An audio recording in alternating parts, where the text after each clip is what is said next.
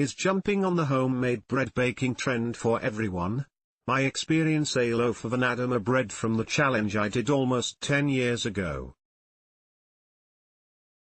The challenge had us make 2 loaves at once, and some of the bread went to waste. Photo, Robin Shreeves. In 2009, I joined an online challenge to bake every recipe in the Bread Baker's Apprentice cookbook. My reasoning for taking on this huge task was that I wanted to learn skills that I hadn't learned growing up. I also wanted to learn those skills with my children and pass down the new knowledge. At the end of my blog post explaining why I was doing the challenge, I wrote, "Am I crazy? Sure. Is my house going to smell awesome? Yep." My well-intentioned goal lasted about a month. I ended the challenge after the bagel making week. The bagels I made were not good. The loaves of bread I had made in the previous weeks, while not bad, were too much for my family to finish before they spoiled. Between the time it took to make the bread, the waste from bread we couldn't finish, and a really bad batch of bagels, I decided to leave the challenge. I wasn't crazy to take it on, but I would have been crazy to continue to do it just because others were doing it.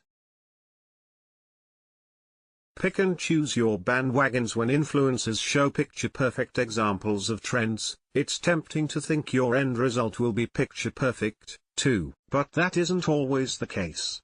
Photo, Alex Tyonov/Shutterstock. I jumped on that bandwagon because many other food writers had joined the bread baking challenge.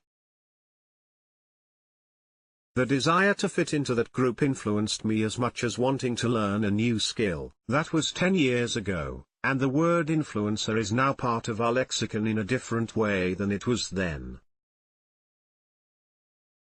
Social media has given people with huge followings influence over those who follow them. You'll be seeing a lot of predictions about what will be trendy in 2019 over the upcoming weeks. Even I have a roundup about some of the predicted food trends that I found interesting. When influencers show picture-perfect examples of trends, it's easy to assume your end result will be perfect, too, but that's not always how it works out, as I've proved. Fortunately, I didn't invest more than a few hours and whatever little money I spent on ingredients. Fast forward to the present. Recently I started repainting the first floor of my house. In choosing colors, I spent some time on Pinterest. There were many pins declaring the color trends of 2018, and it was tempting to choose a trendy color.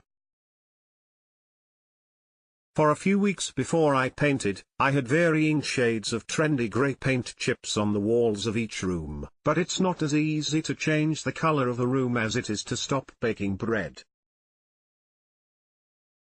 In the end, I ignored the trends and chose the colors that I wanted. None of them are grey. My end result is picture perfect, at least to me.